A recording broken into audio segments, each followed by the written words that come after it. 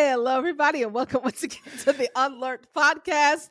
I am your host, Ruth Abigail, aka. What's up, friends? It's your girl, Jaquita. Sorry, Y'all we just had some forgive us. shenanigans. It's one of those nights, y'all. I ain't gonna lie. We can record this kind of late. It is kind of late. But this is the podcast that is indeed helping you gain the courage to change your mind so you can experience more freedom. And we are very excited to be with you today. Very excited. Very excited. I think it's been a minute, right? It's been a minute since it's been the two of us, you know. Yes, it has. Yes, it has. You know, listen, Ruth Abigail been out here doing her thing. Absolutely. Okay. Absolutely. And absolutely. so now we are back here in these streets, middle adulting it up. Middle adults, baby. Have you ever thought, like, what's going to happen when we transition out of the middle adult phase? I really don't know. I don't want to think about that. That's not where I am in my life. You know what I'm saying? Listen, like 40 is just sitting here going, just knock, knock, knock, knock, knock, knock. I don't like it. Child, listen, it's way too close. Speaking of 40, like we were just talking like in our little pre-conversation about working out. So like me and Quita, we've been working out. And this is not, you have to understand, like this is not something that we are usually doing. No, it's not. Listen, I would like to say I'm a couple of months in though, you know what I'm saying? Yeah, so like, man. Listen, I feel strong. Okay. Yes. I have I bought like a really, normally when I buy sofas, the thing I check is for easy sit down and get up ability. Like that's very important because I'm 5'11". Okay. I need to be able to pop up. And so I bought this sectional. She's beautiful, but I did not consider, because she's so big and comfortable, I did not consider how low she was, which is normally my first check. Okay. But when I tell you the knees, the knees are so strong. Okay. I'll be popping up I'll be like, I ain't scared of no low couch. I know that's right. Okay, we pop up. And that's what I wish for every middle adult. Sure. All right. Is stronger knees, ankles, wrists. Yeah. Okay. You know, I love that. Joint care is important. I love that. It's important. You have to get on your game. You know, the thing that the indicator for me, one of them is like my ability to balance. You know what I'm saying? It's like when I'm stretching, if I'm doing all this, it's like, hey, we're not in a good place. Right? We're not in a good place. But recently, since I've been working out, I've been balancing better. You know what I'm saying? Like I don't have to hold on to things, you know, to do my little leg stretches. You know what I'm saying? Like that's good. And I feel like I'm Nothing feels growing better when you do that back leg stretch and you pop that leg up and just catch it. Nice. It's nice. You're like, I'm telling you. Oh, we're in there. I got it. We're in there. I'm healthy. Got it. I'm healthy, dadgummit. And so, you know, middle adults, you know, get on you. This is our little health promotion. You know what I'm saying? Get on your health. You know what I'm saying? Because take whatever pace you need to do. The first objective is just to get there. Take your time. It's just to get to the gym. Just get there. Get to the place where you're gonna do the workout. That's it. Okay, just get there. Make that the first goal. That's it. All right, because once you get there, you can I guess I'll tinkle around with some things. Okay. Yeah. Just get there. I don't know what it is, but for you, but like for me, it was the I went to the doctor and I saw a number I never seen before. Amen. I never seen it. I just never seen it. You know what I'm saying? In my life. You know what I'm saying? In my lifetime, I ain't never seen a number before in my life. I said, oh, this can't work. I'm gonna have to do something about this. And whatever that is for you, you know what I'm saying? You gotta have your motivation. For me, I just don't want to see that number no more. Like, I'd like to see a different number. All right, for those of us who have seen a number our entire lives. All right, but I'm saying like in relation, if you saw a number you had never seen before, it would do something to you. I understand where you're at. You know what I'm saying? And no, I completely understand. Okay then. But I think for me, listen, I got, you know, they call it like non-scale victories. You know, listen, all right, I'm out here trying to wear the best clothes possible. Come on, I like that. Okay, and come on, well, that's another thing. Good. Absolutely. Okay? Also, I think for me, it was just, I knew I needed more energy. Like, I was like, why am I tanking out every day at 2? That's a great point. You know, like, why am I like just completely not here? right? And I was like, my body has stored up, when I think about like, being curvy, okay, being plus size, all of the things, right? Like I'm like, my body is storing its energy. I needed to use it There you go. immediately. There you go. Okay. There it is. Stop There it is. storing it. We got Sure. things to do. We got things to do. Let's Okay. move. We got things to accomplish. And you like over it. here storing it. That's right. Okay. That's what the kids be doing. Like, I'm ready to go. I cannot. Anywho, yes. I've been watching My Wife and Kids, and they do that a lot. The anywho. So listen, guys, we're here to talk about leadership styles. Okay, we are transitioning to a new season of the podcast. Okay, last time you guys saw us, we were doing movie reviews. Come on, man! Summer movie. That was a great. Movies with millennials. Millennial movie series. What we name it? What was it? We had a great time, you know what I'm saying? So now we are transitioning to talk about millennials at the movies. There it is. Yeah. I knew it was going to come to me, but don't be putting me on the spot, honey. I didn't know. I couldn't remember. Now we're sorry, producer Joy came back on screen because we acting up. Let's get it rolling. We're going. We're getting there, folks. But we are transitioning to talk about leadership styles. And I think what we thought would be really, really beneficial for you all, because first of all, I didn't know until I got into a PhD program that there were names for different leadership styles. Again, I got a Master of Divinity degree. We talked about leadership, but in context of the church, and so it's been really interesting to just really kind of break down what leadership styles fit me for the moments that I found myself in through the years, and kind of what I'm also having to adopt and evolve into and process through about what leadership looks like for different seasons of your life.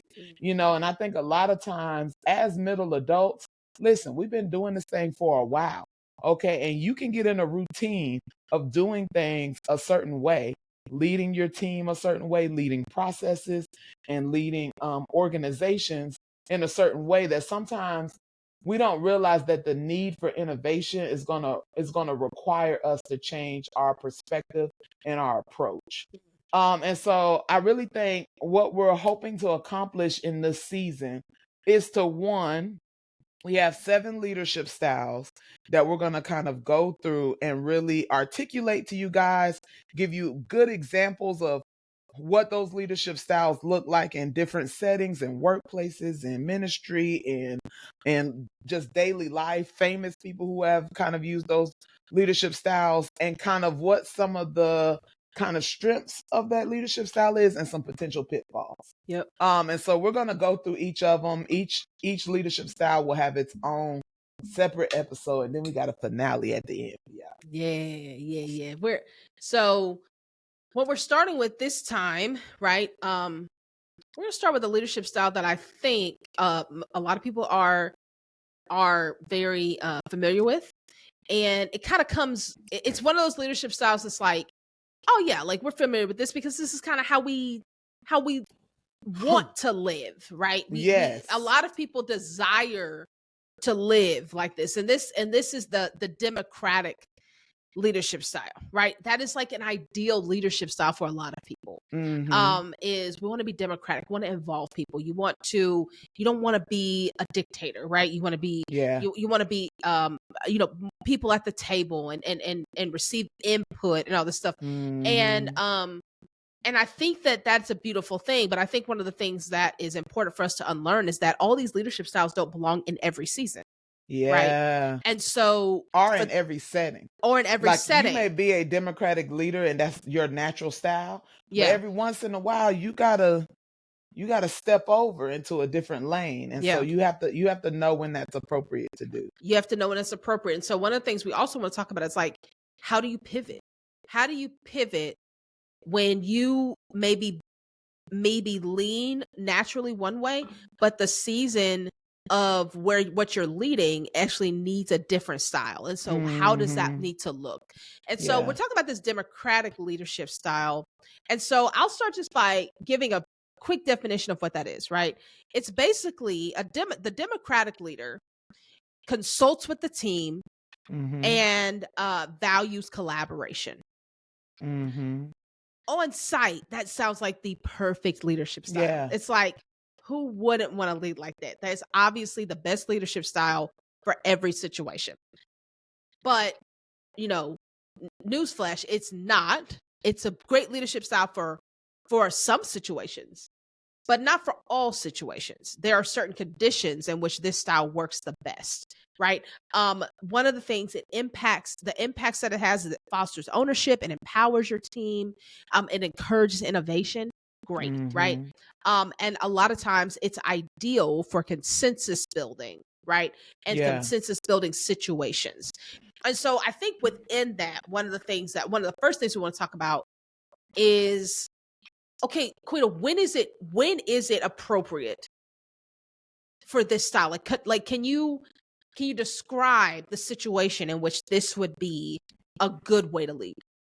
I think it is. So the Democratic leadership style, also known as like the participatory leadership style, right? Because it is really going to pull everyone into a space where everyone's engaged, where everyone has a voice, right? And everyone is contributing to the movement of the team. And so it's going to be really good when you have really highly skilled, highly experienced team members that, especially when you're thinking about, these are people that I want to promote, right? These are people that I see moving further than where they are right now in this organization. Yeah. Right. And so I have to start giving, because when you think about kind of like the way power sits in a democratic leadership style, it's technically I have the power, but I'm choosing to share it. I'm choosing to allow you to have voice in what we're doing, and for us to collaborate and build energy and movement and build momentum together. Like, I'm choosing to allow you to have authority in the direction of the team. Yeah. And so the democratic style really says, okay, these are people that I trust. These are people that I don't have to train, because a democratic style is not going to work if people don't have the competence to do the job. Right. And I think that's where we mess up sometimes. Absolutely. It is the democratic style is for a room of experts or young leaders that you are empowering for their next move. And that is, I would say that in a lot of instances, I have had a democratic style. I normally think of myself as a transformational leader, but I have a democratic style. I have everyone sit at the table, but what I say in the beginning, I'm like, hey, everything that everybody puts out is not gold, right? And you have to be mindful that just because you say something don't mean we got to run with it. Yeah. Right. We're all giving voice here. I also think that a democratic leadership style usually comes after a time period of a highly authoritarian leadership style or oppressive leadership style. Style, because you're having to be sensitive with people, because if you even look like you have the remnants of what we just came out of, we're not fooling with you. Yeah, that's right. We not going wherever that is, right? And it is the democratic leadership style is so powerful because it gives power back to people. That's really good. And in certain circumstances, that's so necessary. Yeah. And we've seen that with a lot of political leaders. Most notably, the one that I think we're going to focus on a little bit today is Nelson Mandela, right? Who came into leadership in a time where people in his country in South Africa felt disempowered. Yeah. Right, where they had been under these, really, really heavy regimes that were like really, really authoritarian. And then he comes in after like the apartheid and after all of the destruction and damage that was done to that community. He comes in and says, we're in it together. Yeah. We're moving forward together. I got you. What do you want? What do you need? everybody put your ideas on the table and we're going to create consensus. Yeah. That's where a democratic leadership style is going to be best suited, is when we need to create unity and consensus amongst our team members. So yeah, and so Nelson Mandela is a great example of that. I'll tell you what though, just even in this moment, I was thinking about some other examples of that. I think Martin Luther King Jr. is an example of that, right? Listen. You know, and I also think even more recently, the Black Lives Matter movement is an interesting example of that, right? You have both of all these movements are coming out, are responding to oppressive action. Mm-hmm. And they're responding to forms of leadership that dismiss the voices of other people. And so, you know, with Nelson Mandela, he had to bring together Black and white people in a time where Black people's voices were just completely shut out, right? And it's just like, you know, and so he was the first democratically elected official. That's a huge deal. And even though the majority of South Africa is Black, and that, like, so you had that, he had that, but you can't ignore the other parts of the population. You had to be able to bring them together. You have to be able to build consensus. You have to be able to bring multiple voices to the table and help them to talk to each other, right? A lot of mediation, a lot of consultation, a lot of collaboration. All these things have to happen. And that's an example of how he did that. I think Martin Luther King Jr. did that as well. It's really interesting. He was actually, he was kind of more appointed than elected, but he was picked by a group of people who said, "Hey, we need you to be our voice." But even though he was the voice, he was not the only leader in the movement. And that's one thing that we have to, I think, unlearn about movements, is movements don't have one leader. You have, even Nelson Mandela had multiple leaders. Now, I'm not as familiar with the South African apartheid, you know, anti-apartheid movement. I'm not as familiar with that. So I can't speak to the leaders that were involved in that, but I know, because democratic leadership, it the one of the tenets of it is you share leadership. You're not just pointed to one person. And so with Nelson Mandela, there were multiple leaders that he was having to cultivate and he was having to work with Black Lives Matter, right? One of the things that they really kind of hung their hat on was decentralized leadership. In other words, you can't look at a single person and call them the leader. It is a very democratic kind of movement. It is something where multiple voices are being heard and multiple people are making decisions. And this is it takes a very special type of, it's a very special type of style, because you have to have the confidence that leaders have, but also the humility to allow other people to lead. And that can be a really hard mix. And so I think that it's commendable for people who have that natural style of, like, I know how to build consensus. I know how to empower other people.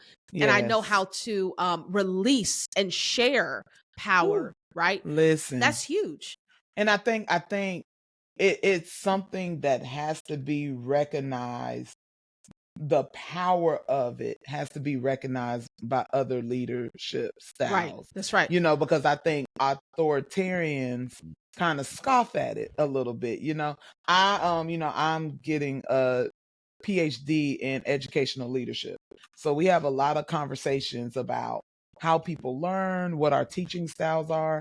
And, you know, it is so interesting, the conversations between the people who are like, no, when I get in, excuse me, when I get in the classroom, I'm the authority and I am giving out the knowledge and they need to receive, versus people who are like, no, I'm building a community where we're learning together and we are, you know, and anybody can contribute, you know, and I'm facilitating versus instructing.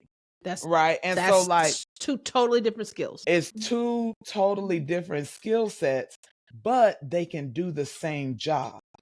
Like, we can both go in a classroom, prepare a lesson plan, and execute and teach material, but we're going to approach it very differently. And what what stresses me out, because I'm a person that really values harmony and community. Mm. It's the ENFP in me. What Myers-Briggs personality type. We did a personality episode. Let me know if you need some more information on that right there. Okay, because I'm happy to give it. But what bothers me is when we don't have a respect and a regard for what we do naturally, for the gift of it, Mm. because somebody who has more of an authoritarian outlook may see democratic leadership style as weak. Yeah. Like, you are giving away your power. Yeah. Right? And if things get away from you, how do you get it back? Yeah. Which is a challenge. It is. It is. Which is a challenge. But it's also like, but I'm also able, when using the style, to build community, to build contentment amongst my workers, and I build people who rise up to challenges. Yes. Versus people who wait for me to come. And I'll also say this, and I think this is going to get into kind of one of our next points, is that you have to be careful if you know that your natural inclination, because the point of this series is not to tell you which style you are so that you stay stuck. The point of this series is for you to identify your natural inclination, because I think one of the most important things that we can know as middle adults is, what is my preset mode? Mm-hmm. Because when it's time for me to do something different, I have to be able to recognize what is the pattern of what I've already been doing. That's right. Right? What have I already been, consistent in? What am I already, employing? What skill sets, what parts of myself, my identity, my gifts, my talents, my skills do I just naturally pull on? Because what you naturally do will not work in every situation. Yes. And that's yes, that is something that is really important to unlearn. I would say that democratic leadership is probably a preset of mine. I won't say it's my only one. I think I have a couple, but it's definitely a preset. And that is something I have had to unlearn where it belongs, where democratic leadership belongs. For those of you that find yourself, you have that preset. Let me kind of help you with a little bit of experience I've had, like as far as when it's appropriate, right? There are certain things that need to be in place in order for effective democratic leadership to happen. Queen has already spoken to one, right? Some level of experience with the people that you're trying to lead with, because it's really what it's about, right? Democratic leadership is a leading with kind of experience. You are very clear that you're not the only person that's going to make decisions. You want other people to make decisions. So that's the first thing. You need to have people that are around you with the level of experience. If you are around a lot of entry level or junior level people, that may not be the right style to lead into, and you might have to pivot to something different. The other thing is that it's important that I have learned very much in my leadership is that democratic leadership requires an enormous amount of preparation. You have to prepare the people that you're looking for input from with information. You have to prepare them with vision. You have to prepare them with education. You have to prepare them with historical info. Like they need to understand context. You have to give them what they need to make sound decisions. If you're not doing that, I have learned this the hard way, y'all. Like, for real. I have had seasoned people on my team that we could have had a better democratic leadership system if I had given them more information. I was not seasoned enough as a leader to understand how much information they needed. I was asking them for things they couldn't give me, not because they didn't have the experience, but because they didn't have the information. They didn't have the context. And the reason they didn't is because I was moving too fast to prepare. That was my issue. As a leader who wants that input, you got to slow down. You got to slow down enough for the people to catch up to your knowledge, catch up to your context, and give them time to give you what you're asking for. right? Yeah. Yeah. And so I had to unlearn that, and it took me a few years to do that. And so I You think can't that's a empower people you don't equip. you absolutely cannot. And that Yeah. sounds so obvious, but I'm telling you, at least for me in the moment, because when you going, I mean, when I'm going, like I'm like, okay, we're doing this, and this, Mm. and I'm a leader that I value growth. That's one of my value traits. That's who I am. I always want to keep going, go further, go higher, all this stuff. And so, and I'm pretty fast in my movement. I personally catch on to things really quickly. And so when I'm ready to go, I'll go. But then when you become a leader and other people are looking to you, you can't just go like that. And if you Yeah. want to exist in this leadership style, then you have to slow down enough to prepare your team to move at your pace. If you don't do that, but then ask them to be decision makers, they will not feel confident in doing that role. And And then there's going to they will begin to hold that against you. They will. Yeah. I have been there. I have been there. And what's interesting is this is the crazy part, right? I remember the very first team I hired. Like I hired this team to work with me. And I knew, I was like, man, this team, they highly skilled, they ready. I'm hiring for things that I know they can do. But like you said, Quita, I want them to move up. Like I want to be able to give them more eventually, right? You know what they told me at the end of maybe about a year, maybe a year and a half, and I asked them for feedback on my leadership. You know what the number one thing that most of them told me was? What? You don't trust us. Whoa. They said, like, you don't trust us. I don't feel trusted. I was like, what are you talking about? I'm sitting here like, I want you to do stuff. Here was the problem. In my rush to be democratic, I didn't prepare them, which meant that I was judging them against a standard that they Oh. couldn't meet. And then when they didn't meet it, I held it against them. Wow. And I said, and now I'm showing up more often. Now I'm asking more questions, XYZ. But if I wouldn't have to do that if they had been properly prepared to do what I asked them to do. It took me 3 years to figure that out. And quite frankly, I think I had the transition in my teams that was me as a learning leader. I had to learn it, and I had to learn it the hard way. And I learned it, and it was like, yo, like I have to slow down. Don't assume just because they're skilled that they're ready to give you input. They have to have the right information. They have to have the right context, and they need it from you, right? And I held it against them that they weren't giving me what I needed, but I didn't give them what they needed to give me what I needed. That's on me. No, a couple of thoughts came to mind while you were talking.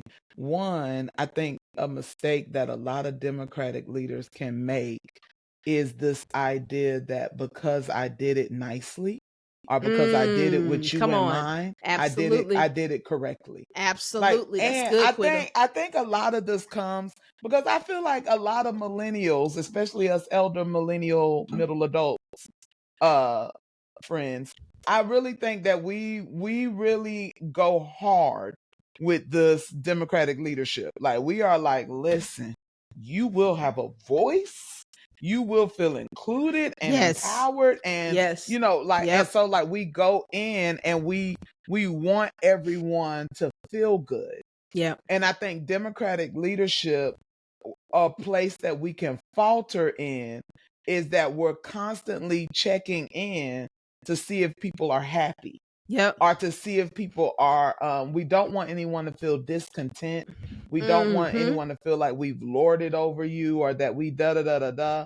Like we genuinely want everyone like, hey, do you feel like you're having a great experience here? And you can get so focused on that that you don't really lead people because you have a place. Let's be honest. You have a place in your mind you want the team to get to. Sure. You have objectives, you have goals. You are a leader, right? Like you're democratic, but you still a leader. On the inside, you thinking, all right, I'm molding the team to do this to get here. This is what we need. These are the things we need to hit, the metrics we need to hit. You have all of that in the back of your mind. You have empowered them to have a voice but you have not, and they're looking at you as an example of this leadership style, but you don't give any voice or any verbiage or any insight on into how you became who you are. Like you're not walking them through a process. And that, I think, is one of the biggest drawbacks of democratic leadership, is that we don't, you're telling people, hey, come to the table with what you got, but not, hey, I'm going to develop what you have. I'm going to help you to be better. I'm going to strengthen you. I can't allow you to have all the power because there's something in you that we're still working through. Right. And I have to be able to navigate between everybody gets a voice and also, okay, we need to strengthen these areas of the team. Right. We need more development here. We need more precision here. We need people who are more trained in these areas. Right. And if your mindset stays focused on, I want everyone to feel like they're a part of it. I want everyone to feel like they have a voice. I want everyone to feel like, I'm using their ideas and making changes that they say needs to happen. I want that. If you stay focused on that and not on the idea that I am supposed to coach these people as their leader to become better at their jobs. That's right. That's it. You have to do that. Yeah. You have to do that. Godly. You have to. And coaching sucks sometimes. It does, because sometimes you have to tell people things that are really hard for them to hear. It slows you down. If I could speak to leaders who have a level of ambition, and if any of y'all are out here and you like me and you have an ambition about you, meaning you always are thinking about, moving up and to the right on the chart, right? You are like, we growing. You know what I'm saying? Right. That, you know what I'm saying? Yeah. Like that's your mindset. It's like I don't think in any other terms other than up and to the right. Which, by the way, that's a myth. I mean, it's not going to happen. But that's your desire. It's like I want to keep moving forward, and I want to keep growing. I want to keep going higher. That's me. I don't know how else to think. Like I'm like that's who I am. You likely have an issue with pace. You likely are moving faster than your team can handle. And what I need to caution you in is you need to slow down, because your team, especially, and this is something I had to unlearn, y'all, especially a good team, will be more frustrated if they are not equipped than they would if they would be more frustrated if you required them to move too fast with being unequipped than if you slowed them down but work to equip them. I have experienced that, y'all. Don't make the mistake I have made. You have to slow. They have a level of ambition too. But what you have to realize is that they aren't spending the kind of time with the things you're spending. So as a leader, you're thinking about things in ways that they are not thinking, just because of the position you and the perspective you have. And so, but they are good and they want to be better, but they can't be better if you don't prepare them to be better, which means you have to slow down. You have to get out of your own way, and you have to really humble yourself and bring yourself down. Stop worrying about how good you are. And I'm saying that because I have to fight that in my own life, in my own leadership life. I'm good at this. I'm good at that. I'm good at this. I'm good at it. It doesn't matter. Who cares? Nobody cares. You're only as good as your team, right? You're only as good as your team. And I had to learn that when you become a leader, you're only as good as your team. You're only as good as the people who are following you. And you are no longer the star player. You're the coach. Two different things. Yeah. Stop trying to be the star player. You need to be the coach. And a coach instructs, a coach teaches, a coach educates. And that's what's needed for healthy democratic leadership. If you want your point guard to be able to call plays, you better educate your point guard on how to read a court. Yeah. Right? You know what I'm Yeah. saying? That is And necessary. You don't be mad at the point guard because he ain't calling the right plays. You ain't spent enough time with him to figure out what plays to call. listen, that part. And I also think one of the other pitfalls that those of us with democratic leadership have to learn is that, because a lot of times, you know, it's like with democratic leadership, everybody has their voice, everybody has their part, and you let them go do their thing kind of independently. And you're not Yes. paying enough attention. Man, look. Come on, You're man. not paying enough attention. And let me tell you something. Jesus. Tell him, As Queen. somebody, Tell him. as somebody who has gotten thrown off because I wasn't paying attention and they was going back and forth My behind Lord. the back, Come on. talking to other people. Talk to Right, him. because I was like, man, my team good, you know what I'm saying? They got it, you know, they strong. And you're missing stuff because you are, quote unquote, overly trusting. And when I say that, I mean you're actually kind of dismissive. Yes. Like you're like, oh yeah, they got it. They're They good. amazing. They're You great. They good. don't You need fine. anything. And then you have, what will happen is that you have people who are growing more and more disgruntled, right? And they may feel like you're feeling like, man, I have created such an awesome work environment where everyone feels empowered, Right. and everyone feels like, but on the inside they're like, she's overworking me. She expects too much of me and does not help with what I'm doing. That's right. And in the meantime, you're like, hey, we all help each other. But you have to take a step back. It doesn't matter what your leadership style is. You have to take a step back and say, okay, maybe the way I'm seeing things is not the way my team is seeing it. Oh God. Maybe my intentions and my desires and the objectives and goals that I had in mind is not what they are reading from my leadership style. That's it. And you have to be real. And sometimes you can do that by surveying your team. And then sometimes you can just reflect. Sometimes you need to be paying attention in them little one-on-one meetings or them little staff meetings. You need to, it is the job of every leader to be discerning.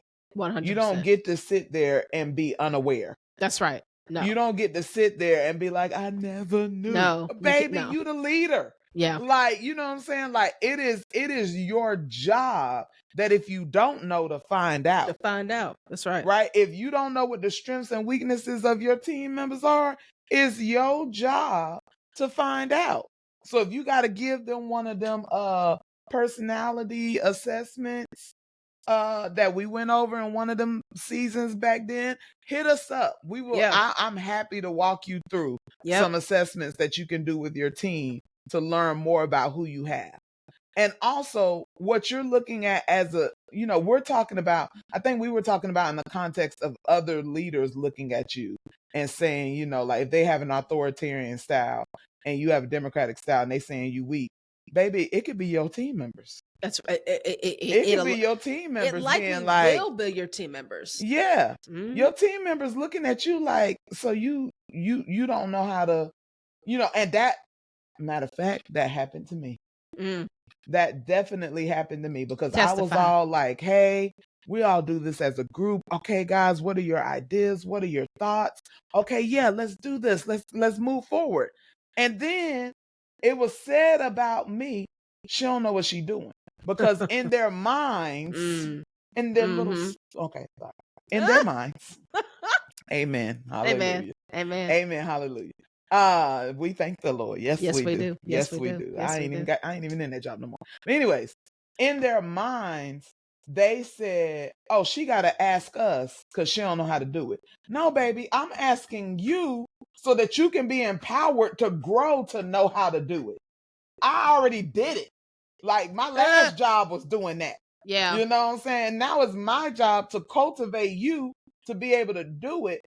But I look back now and I'm like, I took a lot of offense to that. But when I look from their perspective, they didn't have the maturity to realize what I was doing. But I also didn't have the communication to really talk through, this is my leadership style. This is how I move. These are my goals. Like, I don't have a democratic style because I'm sitting back here trying to figure out the job. Yeah. I have a democratic Right. style because I want you guys to have the insight and wisdom of what goes into becoming, That's right. you know what I'm saying, the next level, the next person. And a lot of people that I led and mentored and poured into got that. But there were a few who didn't. And yeah, and They that's got it okay. after I left, though. But there were Well, a few. yeah. You get it, because it's like, I love that you said that. They don't, but that it shows you if your team is responding to you in a way that's like, why is she asking me for all of this? It shows you that the mindset of your team is not ready for democratic leadership. Like, they aren't there. So it's possible for a season you might need to pivot into a different leadership style, which we will talk about in further episodes. But there might be a different leadership style that you might need to do in that moment, right? And so, because okay, let's think about it like this, right? We live in a democratic republic. We all have a vote. Now, we vote for representatives who then make laws. Got it. But we vote, right? Mm-hmm. One of the most frustrating things, if you've ever been involved in any kind of voter education or voter, recruitment or voter engagement things, I've done a few of those. It is shocking. Sometimes it is shocking as to how ignorant we are as voters. But yet we have the power to elect people to make decisions for our day-to-day lives. Mm-hmm. And so, but once you've experienced that to some degree, the thing that you really want is like, I want voters to understand. I want people to be educated. I don't want voters who just know a name and they're voting for that same name over and over. That's how you get people that have been elected for 20 years and aren't doing anything, because that's when you look at the ballot, that's who you know. You know that name. Or that's how you see the signs. They have all these signs out. They have enough money to outsign other people. And that's how they get elected. But you don't really know. You don't have any education. You also don't have education as to how that particular position moves and what they are actually what they're actually tasked with doing, what laws they actually have input in. And so I think the thing to remember is, to the level that we are in our general society can be frustrated by uneducated voters, is to the same level as your team is frustrated because they are not educated to make decisions. Yeah. You cannot expect them to make decisions if you have not properly educated them. Yeah. And that's not fair. It's not fair to them. And so you have to be able to, like Quita was saying earlier, the discernment of a team, discernment of a leader. I mean, one of it is to understand, where is my team? Where are the people that are following my direction? Where are they in their journey? Right. And I have to be able to meet them where they are. And there are some people, as much as you might want to have a democratic way of leading, they just aren't ready for it. They don't have enough education. I had to find me a little authoritarianism. Seriously. I had to be like, hey, all right, listen, look here. Some things don't need, some things don't need consensus. I think that's one of the beautiful things about democratic leadership. But one of the things, if you go back, 30 minutes ago, we were kind of talking about the definition. It was talking about one of the ways to adapt that leadership style is to understand consensus situations. Every situation doesn't require a consensus. Every situation doesn't need a vote. Some things you just need to make a decision on. Yeah. And the shadow side of democratic leadership is, I think you're absolutely right. You said it earlier. You want to be liked. You want people to feel good. Right. And you want them to feel like they have a voice and all this stuff. I have fallen into that trap, boy. I thought people were, I believed this lie that if I didn't give people that kind of autonomy early, that they would want to leave because they felt babied or they felt, not trusted or whatever. But what I had to learn was if you hire good people, they want to earn it. Yeah. They want to earn it. They don't expect to get it immediately, because I've also had the opposite, where there are people that expect it with having put in nothing, and that's a red flag. Like, hold on, right? You haven't earned the right to be heard yet. You ain't even been here for 2 days. So you don't know enough, and you don't know and you are under the delusion that you do, and that's a red flag. But for good people, they are waiting, right, to make decisions until they know enough. My board, I have a board, right? But nonprofits have board members. I have a board. I would say about 4 or 5 of those board members are fairly new to the organization. I had a board conversation recently. I do one-on-ones with the board, and I was talking to a board member recently, and she said, I want to find a place where I can really be relevant. And I told her, I was like, I'm so glad you're saying this is the perfect time to have this conversation. I didn't want to like get so excited to be like, hey, I want you to come and do this like day one. Like, you didn't know the organization. Like, and so I've learned to kind of let even highly skilled people sit for a minute. Like, just sit and just, just learn, even though I know that they could probably do more and they know they could, but I'm not going to force it.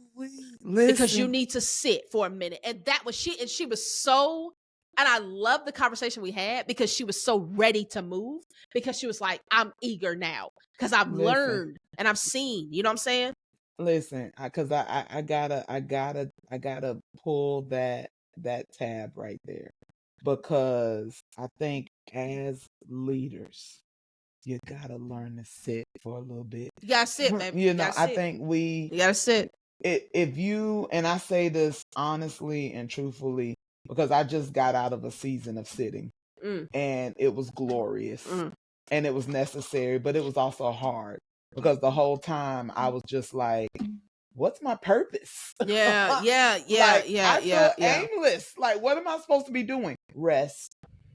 You're supposed to be resting. Yep. You're supposed to be focused on yourself right now. You're supposed to be focused on figuring out who you are in this moment, in this season, right? So that you can be your best self for the next busy season. Every season can't be a busy one, y'all. Every season can't be grinding and hustling and getting to it, Some seasons are just for rest. Yeah. And rest looks different. Like, it's not just, rest is not, you know what I'm saying, I just sit around in the bed all day. Rest is, I bought an adult coloring book and I allow my mind to play again. Like, whatever that is for you, like, we need to figure that out. Because I think if we don't, you will find yourself in your leadership looking to be taken care of.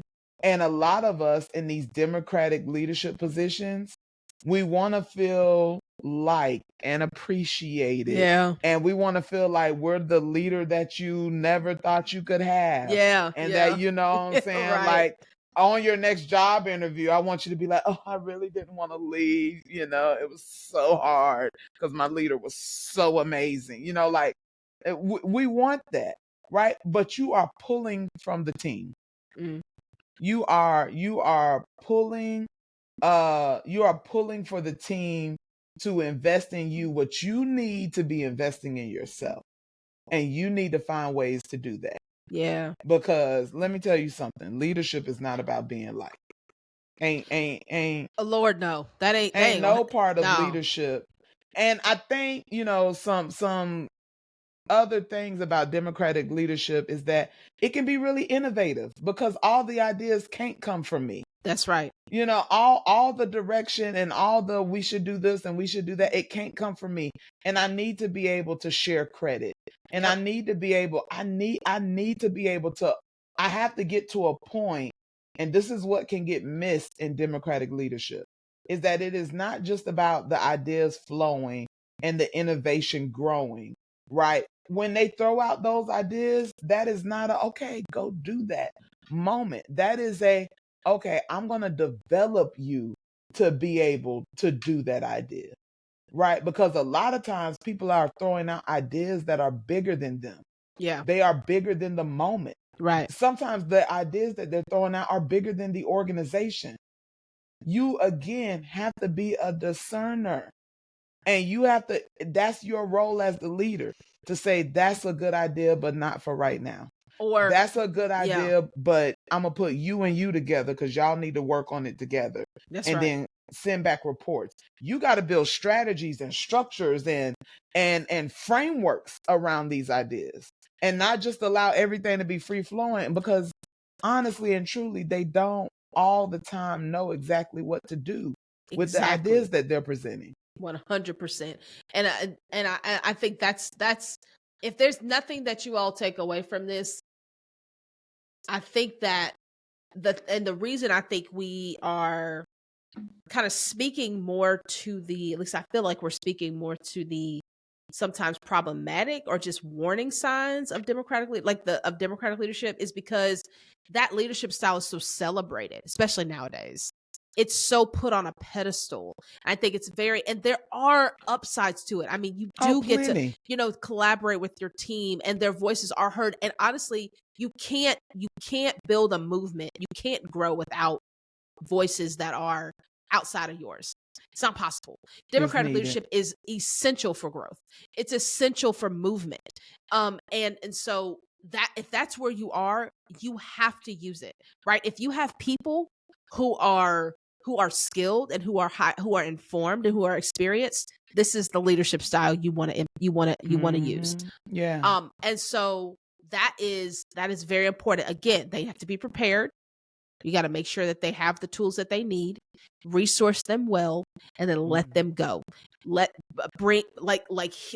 to what they're saying, because they have built up enough credibility in whatever they're doing to be able to speak to things. They understand things in a way that would actually benefit and value the future of whatever you're doing.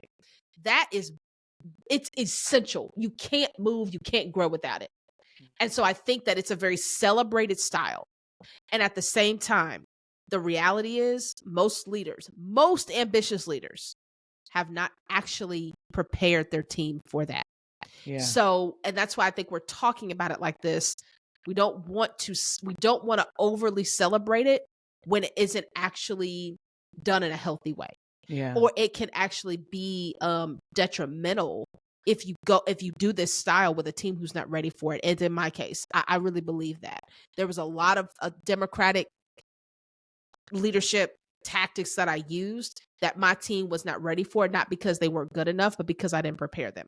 That's on me as a leader. And so don't hear this and hey, I think democratic leadership, I think that is an ideal place to get for a leader. It's just not where most leaders, one of the ideal, but it's just not where most leaders are. If we're being honest, that's not really where you are.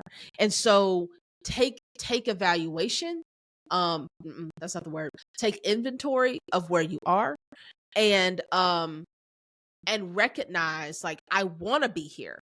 Here's what I work your way backwards, reverse engineer, and say, what do I need to do to get there? Don't jump there because you like your team, because they like you. Not enough. And that, I think that has been my main point, is that you cannot. First of all, I want to be liked. I want to like people. I'm not saying that shouldn't be a desire. I'm saying it shouldn't be the mission. Yeah, that's it. Oh my gosh, it should not be. It can be a byproduct, right?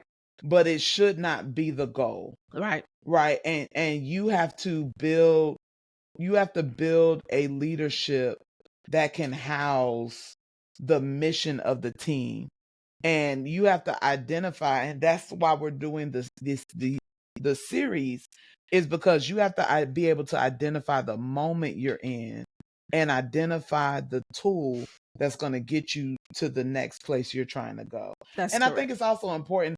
I would say I use democratic leadership. It's not my main style. Yeah.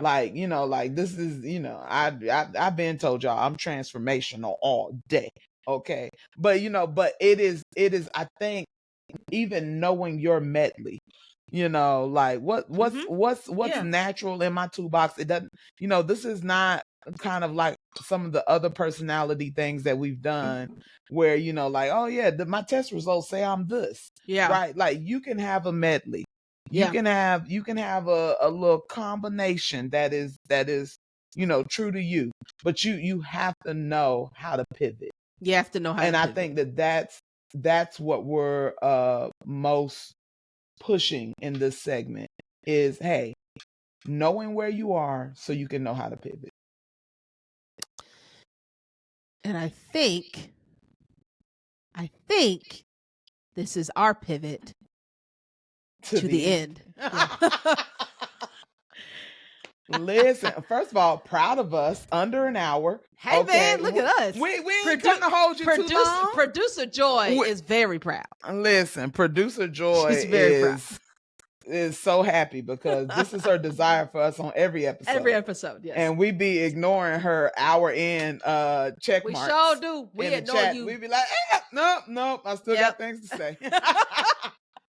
She be so done with us, y'all. But anywho, listen, if you like this conversation, if you like what we talking about here in these unlearning streets, please like, share, and subscribe. Yeah. Tell a friend and tell a friend. Engage with us in the comments. We are, you know, we do this because we love y'all and we love leadership. We love building other people. You know, we're not trying to gain anything else out of this. So please just support us so that we can continue to give y'all this good content. Absolutely, y'all. Absolutely. All right.